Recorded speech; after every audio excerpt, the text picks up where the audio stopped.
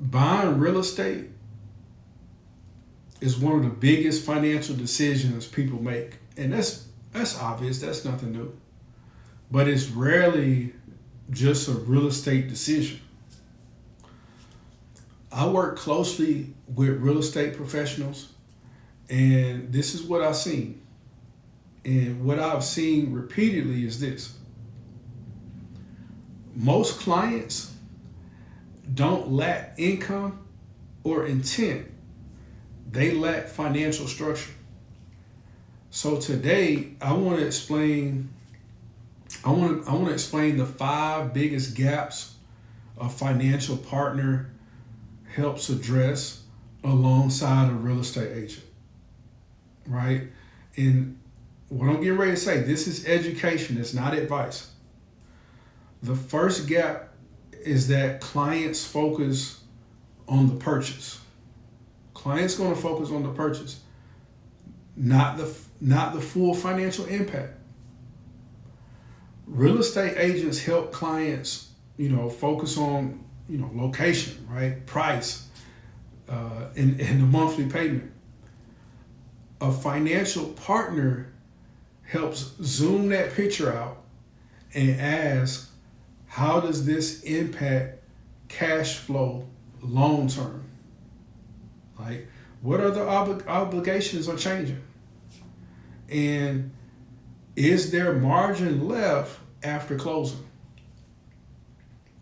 See, the goal isn't to stop the purchase. I don't want to stop the purchase. That's not the goal.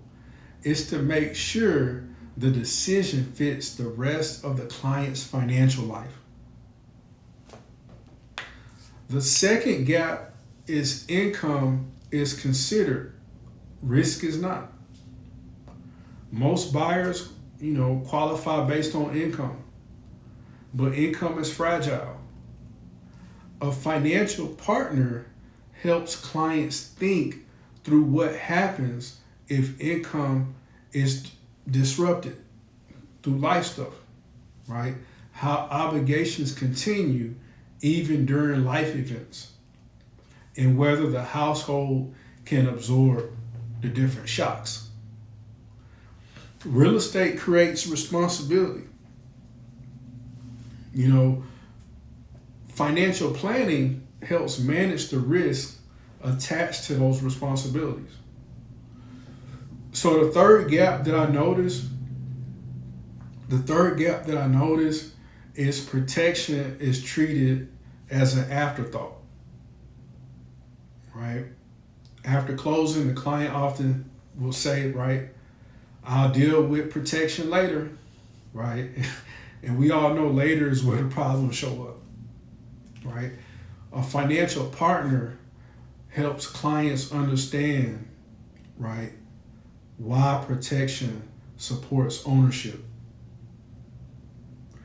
They help them understand how life events impact financial commitments and how families stay stable during transitions.